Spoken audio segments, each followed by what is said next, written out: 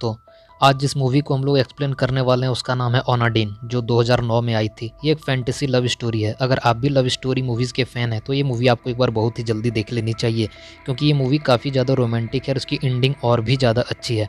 तो चलिए मूवी शुरू करते हैं।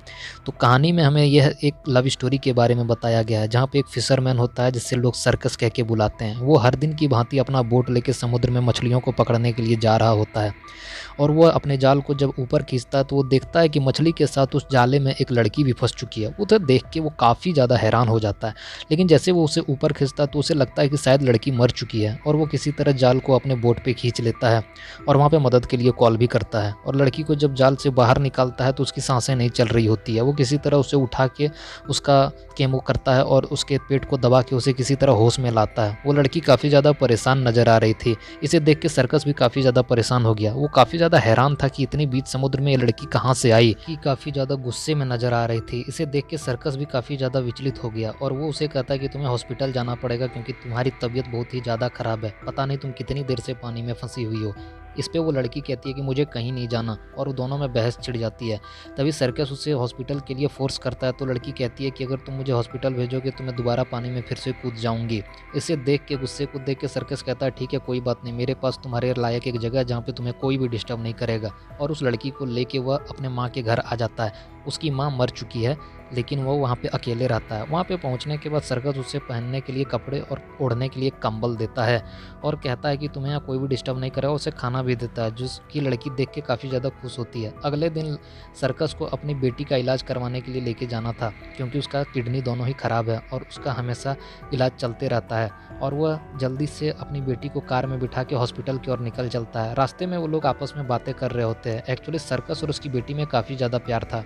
उनसे सर्कस और उसकी बेटी हॉस्पिटल पहुंचने में काफ़ी लेट हो जाते हैं। तब तक वहां से डॉक्टर जा चुका होता है, लेकिन उसका फिर भी केमोथेरेपी वहां पे हो जाता है। उसके बाद हमें दिखाया जाता है कि सर्कस अपनी बेटी को लेके वापस घर जाने का प्रोग्राम बनाता है और उसे कहानी भी सुनाता है कि समुद्र में एक फिशरमैन था जो कि मछली पकड़ता था, और एक दिन अचानक से ही उसके जाल में एक बहुत ही खूबसूरत लड़की फंस गई। और उसी के बारे में, उस ओंडिन लड़की के बारे में फिशरमैन सब कुछ अपनी बेटी को बता रहा होता है। तभी उसकी बेटी कहती है क्या ये वही परी है जिसके बारे में किताबों में लिखा हुआ है, जिसका नाम ओंडिन होता था? तो उसका पिता कहता है कि हाँ ये कहानी वही है, लेकिन वो कहानी पूरा नहीं करता, जिसके कारण से उसकी बेटी सो जाती है। और उसी दिन उसे एक व्हील चेयर मिलता है इलेक्ट्रॉनिक वाला, जिसे पा के उसकी बेटी काफ़ी ज़्यादा खुश हो जाती है और फाइनली अपने घर पहुंचती है। तो उसकी माँ उस पर बहुत ही ज़्यादा चिल्लाती है, क्योंकि वो काफ़ी ज़्यादा लेट हो चुके थे। लेकिन सर्कस उसे किसी भी तरह इग्नोर करता है और वापस अब उस लड़की से मिलने के लिए पहुंचता है। वो लड़की तालाब किनारे बैठी हुई थी। उसे जाके कहता है तुम क्या कर रही हो? तो वो कहता है मुझे लगा कि तुम दोबारा मुझसे मिलने नहीं आओगे। और वो लड़की उसे कहती है कि मैं भी तुम्हारे साथ जाऊँगी समुद्र में फिशिंग करने। इस पर सर्कस कहता है कि नहीं, लड़कियाँ समुद्र में नहीं जाती, ये बैड लक होता है। लेकिन उसके बार बार समझाने पर सर्कस उसे ले जाने के लिए मान जाता है और वो बोट को अपने घींच के किनारे लगाता है। किनारे लगाने के बाद दोनों जल्दी से बोट पे चढ़ जाते हैं और वो कहती है कि तुम्हें जल्दी से लोगों से मिलना नहीं है, क्योंकि वहाँ पे लोग अशुभ मानते हैं अगर कोई लड़की समुद्र में जाती है तो। उसके बाद वहाँ पे ओंडिन जो लड़की होती है वो गाना गाने लगती है, और उस दिन उस फिशरमैन के फिश के जाल में बहुत ही ज़्यादा अच्छी अच्छी कीमती मछलियाँ फंसने लगती है। इस पे वो जो आदमी होता है फिशरमैन, जिसका नाम सर्कस होता है, वो कहता है तुम मेरे साथ रोज़ यहाँ पे आ सकती हो और तुम मेरे लिए लक हो, और अगर तुम मेरे साथ रोज़ आओगी तो इससे जो भी कुछ बचेगा तो उसको मैं तुम्हें भी आधा हिस्सा करके दूंगा। इस पे वो लड़की कहती है कि ठीक है, मुझे पैसे नहीं चाहिए, मुझे बस तुम्हारे साथ ही रहना है।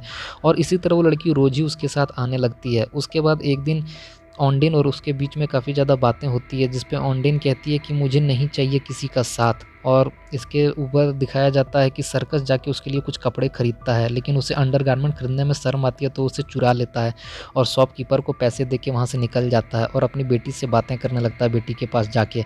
और आपस में उसकी बेटी और वो बात करते हैं, तो उसकी बेटी कहती है कि आपने कहानी पूरा नहीं किया। इस पे जो सर्कस होता है वो अपनी बेटी को पूरी कहानी बताने लगता है। इस पे वो लड़की कहती है कि हाँ मुझे पता है ओंडिन के बारे में, वो एक किताबी कैरेक्टर है, और अगर वो अपनी कोट को ज़मीन में गाड़ दे तो वो 7 साल पानी के ऊपर रह सकती है।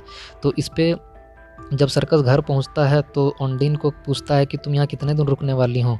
तो इस पे वो ओंडिन कहती है कि मैं कितने दिन रुक सकती हूँ। इस पे दोनों के बीच में काफ़ी ज़्यादा प्यार नज़र आता है। इसी बीच वो जो उसकी बेटी होती है वो ओंडिन के बारे में काफ़ी रिसर्च करने लगती है, परियों की कहानी पढ़ने लगती है। इधर सर्कस भी चर्च पहुँच के अपने पाप का प्रायश्चित करने के लिए चला जाता है। पहले जो सर्कस होता है वो काफ़ी ज़्यादा शराब पीता है। फादर के पास बैठ के वो उसे पूरी कहानी बताता है कि उसे समुद्र में एक औरत मिली है, ऐसा ऐसा उसके साथ घटना घटा है। फादर को ये काफ़ी ज़्यादा अजीब लगता है, लेकिन वो उससे कुछ सवाल नहीं पूछते। कहते अब तुम्हारी लाइफ में आई होप कि सब कुछ ठीक ही होगा। तो इस पे सर्कस कहता है हाँ बहुत अच्छा। दूसरी तरफ दिखाया जाता है कि ओंडिन के पास सर्कस की बेटी आती है जब ओंडिन नहा रही होती है, और वो जब तालाब से ऊपर आती है तो उसकी बेटी कहती है मैं जानती हूँ कि तुम परी है, तुम्हारे पास क्या क्या शक्तियाँ हैं। इस पे वो जो लड़की होती है उसे काफ़ी ज़्यादा हैरानी से देखती है, और वो इतनी ज़्यादा बातें कर रही होती है कि ओंडिन को कुछ बोलने ही नहीं देती है। और वो उसके हाथ वगैरह को चेक करती है कि तुम्हारे हाथ में कितनी जादू है, कितनी ताकत है। फिर भी ओंडिन उससे बात करने की कोशिश करती है, और उस पे सर्कस की बेटी कहती है कि तुम्हारे पास तो मैजिकल पावर है, तो क्या तुम मेरी बीमारी को ठीक कर सकती हो, तुम मेरी किडनी को भी ठीक कर सकती हो। तो इस पे वो लड़की हंसने लगती है, क्योंकि उसे बहुत ही ज़्यादा अजीब लग रहा होता है। दूसरी तरफ में दिखाया जाता है कि सर्कस भी ओंडिन के बारे में रिसर्च करने लगता है कि कहीं वो सच में जल परी तो नहीं है। दूसरी तरफ दिखाया जाता है कि सर्कस की जो बेटी होती है उसे स्कूल के कुछ बच्चे चिढ़ा रहे होते हैं और उसे आधा पानी में उतार के छोड़ देते हैं, लेकिन फिर भी वो किसी से कुछ नहीं कहती, और वो अपना जो व्हील चेयर होता है उसे लेके घर पहुंच जाती है। वहाँ पे दूसरी तरफ दिखाया जाता है वहाँ पे एक अनजान आदमी आया हुआ होता है। असल में वो ओंडिन का पति है। वो वहाँ पे खाना खा रहा होता है और ओंडिन के बारे में पता कर रहा होता है। दूसरी सुबह दिखाया जाता है कि सर्कस ओंडिन को लेके फिर से मछली मारने चला जाता है, और वहाँ पे एक सिंपल से नेट से वो काफ़ी ज़्यादा मछलियाँ पकड़ता है, जबकि उस नेट से उतना तारा मछली पकड़ना काफ़ी ज़्यादा मुश्किल हो सकता है, लेकिन फिर भी वो मछलियाँ पकड़ने लगता है। तभी वहाँ पे कोस्ट गार्ड वाले चेकिंग के लिए आ जाते हैं। इस पे सर्कस ओंडिन को एक जगह पे छुपा देता है। वो सभी मछलियों को चेक करते हैं और कहते हैं तुमने इस मामूली से जाल से इतनी सारी मछलियों को पकड़ा। उसके बाद जैसे टनल को खोलते हैं, जाल के नीचे ओंडिन को देख लेते हैं। ओंडिन काफ़ी ज़्यादा डर जाती है और वहीं पे बैठी रहती है। इस पे सर्कस कहता है क्या बोट पे किसी लड़की को लाना गुनाह है? तो इस पे कोस्ट गार्ड कहते हैं नहीं बिल्कुल नहीं, कोई गुनाह तुमने नहीं किया। उसे वहाँ से छोड़ के वो लोग चले जाते हैं। इस पे ओंडिन भी काफ़ी ज़्यादा खुश होती है। अब ये छोटा सा कस्बा होता है, ये बात चारों तरफ फैल जाता है, सभी लोग ओंडिन को देखने लगते हैं। तो सर्कस ओंडिन से कहता है तुम घबराओ मत, ये छोटा सा कस्बा है, तुम यहाँ पे सबसे घुल मिल सकती हो। इस पे ओंडिन को लगता है सभी मुझे देख रहे हैं, इसका मतलब मैं खूबसूरत हूँ। तो सर्कस कहता है हाँ तुम बहुत ही ज़्यादा खूबसूरत हो, क्योंकि ओंडिन को ऐसा नहीं लगता है कि वो खूबसूरत है। और ऐसे धीरे धीरे उसकी कहानी आगे बढ़ने लगती है। पता नहीं क्यों ओंडिन और उसके बीच में काफ़ी ज़्यादा प्यार बढ़ने लगता है, और वो लोग आपस में ही जाके अपनी बेटी से मिलने लगते हैं, और उसकी बेटी भी ओंडिन से मिल के काफ़ी ज़्यादा खुश होती है।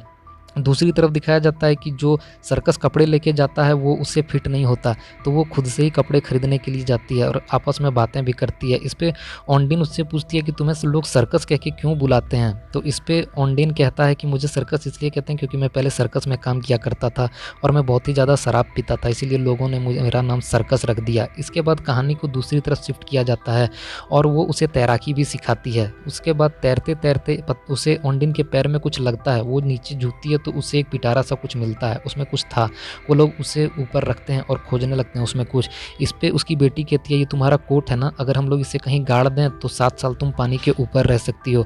और वो लोग दोनों ही मिलके उस कोट को कहीं पे गाड़ देते हैं और उसे वहाँ से छुपा देते हैं, और वो लोग फिर अपनी ज़िंदगी को शुरुआत कर देते हैं। वो लोग काफ़ी ज़्यादा आपस में खुश थे, वो रोज़ मछलियाँ पकड़ने जाते और काफ़ी ज़्यादा अपने लाइफ को एंजॉय कर रहे थे। एक सुबह क्या होता है कि वहाँ पे बोट का रेस का कंपटीशन होता है, सभी लोग वहाँ पहुँचे हुए होते हैं। तभी ओंडिन का पति भी वहाँ पहुँचा हुआ होता है और वो लोग आपस में बातें भी कर रहे होते हैं, लेकिन उसका पति उसे देख लेता है।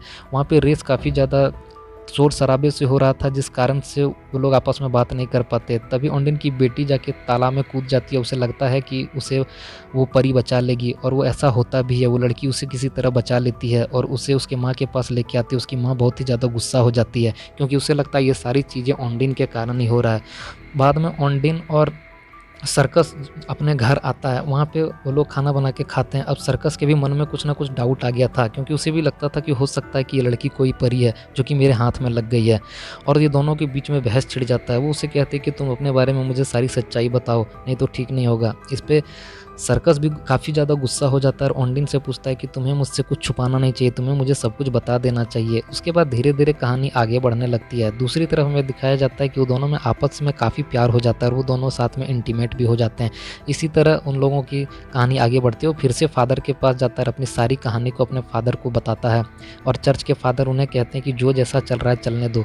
दूसरी सुबह ओंडिन का पति वहाँ पे आ जाता है और सर्कस को धमकी देने की कोशिश करता है, लेकिन सर्कस उसे बड़ी ही बुरी तरह से इग्नोर कर देता है और वहाँ से वो चला जाता है। और एक दिन वो जब सर्कस घर पे नहीं होता है तो ओंडिन को खोजते-खोजते उसका पति उसके घर पे पहुँच जाता है, जो कि ओंडिन देख के डर जाती है और वहाँ से भागने लगती है और भागते-भागते काफ़ी दूर निकल जाती है। जब सर्कस घर आता है तो वहाँ पे ओंडिन को ना पाके काफ़ी ज़्यादा परेशान हो जाता है। वो चारों तरफ से खोजता है, तभी देखता है कि एक केव में ओंडिन बैठी हुई है। उसके पास जाता है और उसे वापस बुलाता है। उसके बाद उसे पहनने के लिए फिर से कपड़े देता है और उससे पूछता है कि आखिर तुम उससे इतना डरती क्यों हो? तो वो लड़की कहती है कि वो जो आदमी है वो अच्छा आदमी नहीं है, वो मेरा पति है, इसलिए मैं उससे डर के भागती हूँ। दूसरी तरफ दिखाया जाता है कि उसकी वाइफ़ का एक्स हस्बैंड जो होता है, वो और उसकी पुरानी वाइफ़ गाड़ी से जा रही होती है, जो कि ओंडिन के पति के कार से टकरा जाती है और उस कारण से उसका जो हस्बैंड होता है वो मर जाता है वहीं पे और ओंडिन की एक्स वाइफ़ को भी काफ़ी ज़्यादा चोटें आती है, जिस कारण से वहाँ पे काफ़ी ज़्यादा गरमा-गर्मी का माहौल हो जाता है। लेकिन वहाँ पे फिर जाके वो अपनी बेटी को देखता है। फिर डॉक्टर्स उसे बताते हैं कि जो आदमी मरा है उसका जो किडनी है वो उसकी बेटी के साथ मैच कर गया और वो एक डोनर भी है, तो वो चाहे तो उसकी किडनी उसे लगा सकता है, जिसके कारण से ओंडिन भी मान जाता है और उसकी बेटी को ठीक हो जाती है। ये वही विश था जो ओंडिन से उस लड़की ने माँगा हुआ होता है। दूसरी तरफ दिखाया जाता है कि ओंडिन का जो वो बंदा होता है, उसका पति, वो उसके घर पे पहुँच जाता है और उसके साथ काफ़ी ज़्यादा बदतमीज़ी करने लगता है। और दूसरी तरफ दिखाया जाता है कि उसकी एक्स वाइफ़ अब उसके फ़िनरल पे, अपने पति के फ़िनरल पे वहाँ पे अस्थियाँ को विसर्जन करती है और अपने पति को कहती है, मैं अब किसी लायक नहीं हूँ, तुम अपनी बेटी का कस्टडी तुम ही सँभाल लो। उसके बाद ओंडिन इस चीज़ के लिए मान जाता है, क्योंकि ओंडिन भी चाहता है कि उसकी बेटी उसी के साथ रहे और उसकी पत्नी की बात वो मान लेता है। उसके बाद वो लोग हँसी-खुशी आपस में रहने लगते हैं। फ़िनरल में सारी बातें पता चलती है और उस दिन ओंडिन की जो एक्स वाइफ़ होती है वो ओंडिन को शराब पीने के लिए कहती है और ओंडिन भी 7 साल बाद किसी तरह शराब पी ही लेता है। उसके बाद जब वो घर वापस जाता है तो देखता है कि ओंडिन छुपा हुआ है और उसके बाद उसे ना चाहते हुए भी उससे ज़बरदस्ती उठा के आइलैंड पे ले जाता है, क्योंकि ओंडिन जानना चाहता था कि उसके साथ हुआ क्या है और वो आखिर में है कौन, और उसे ले जाके एक आइलैंड पे छोड़ देता है। ये करते हुए ओंडिन को बिल्कुल अच्छा नहीं लग रहा होता है, क्योंकि सर्कस भी उससे बहुत ज़्यादा प्यार करता है। वो एक पेड़ पे चढ़ के रात बिताता है। तभी वहाँ पे फादर आते हैं और फादर को वो कहता है कि मैं दुखी हूँ। तब उससे फादर कहते हैं कि तुम हमेशा दुखी ही रहती हो, ज़िंदगी में दुखी रहना सबसे आसान है, लेकिन ज़िंदगी में खुशी को तलाशना सबसे ज़्यादा मुश्किल है। तो बेटे तुम खुशी को तलाशो, जो लड़की तुम्हारी ज़िंदगी में आई है उसके साथ तुम रहो, हो सकता है वही तुम्हारी किस्मत को बदल दे। दूसरी तरफ में दिखाया जाता है कि वो लोग काफ़ी ज़्यादा खुश होते हैं। ओंडिन भी उसकी बेटी का काफ़ी ख्याल रखता है और सर्कस भी अपनी बेटी का काफ़ी ख्याल रखता है। तभी टीवी पे एक जगह पे वो सॉन्ग बज रहा होता है जो कि ओंडिन हमेशा गाया करती थी। इससे सर्कस को पता चल जाता है कि वो कोई परी नहीं है, उसने उसके साथ गलत किया और जल्दी से परेशान होकर उसकी खोज में निकल पड़ता है और खोजते-खोजते वो दूसरी आइलैंड पे पहुँचता है, जहाँ पे ओंडिन बहुत ही बुरी हालत में पड़ी हुई होती है। उसे किसी तरह पकड़ के उसे उठाता है और बोलता है कि मुझसे बहुत बड़ी गलती हो गई, मुझे माफ़ कर दो, लेकिन तुम मुझे सच बताओ कि तुम्हारे साथ आखिर हुआ क्या है? तो इस पे जो ओंडिन होती है वो कहती है कि कुछ भी नहीं, मैं पहले दूसरे शहर में रहती थी, वहाँ पे मैं ड्रग्स सप्लाई का काम करती थी और तभी एक दिन मैं अपने पति के साथ समुद्र में पकड़ी गई और मेरा पति मुझे समुद्र में फेंक देता है और काफ़ी दूर तक वो मुझे उठाता नहीं और मैं पानी में डूबने लगती हूँ। इसी बात मैं तुम्हारे जाल में फँस जाती हूँ और तुम मुझे ऊपर खींच लेते हो और तुम मेरी जान को बचा लेते हो और तुम मेरे लिए बहुत ही अच्छे आदमी साबित हो। मैं अपने पति से बहुत ही ज़्यादा नफ़रत करती हूँ क्योंकि वो बहुत ही घटिया आदमी है। तभी उसका पति वहाँ पे एक और बंदे के साथ आ जाता है, उन लोगों को मारने पीटने लगता है और धमकाने लगता है, बोलता है कि मेरा ड्रग्स कहाँ है। आखिर वो ड्रग्स का बात वही कर रहा था जो तालाब में उस लड़की को मिला होता है, जो कोट कह के उसकी बेटी गाड़ देती है, लेकिन ओंडिन उसे समझाती है कि बेटे वो इसे दे दो। और वो लोग जब वहाँ जाके उस चीज़ को ढूंढते हैं तो वहाँ से उसकी बेटी उसे निकाल के कहीं दूसरी जगह छुपा देती है, क्योंकि उसे लगता है कि अगर कोट उसे नहीं मिला तो ओंडिन जो है उसके साथ 7 साल रहेगी।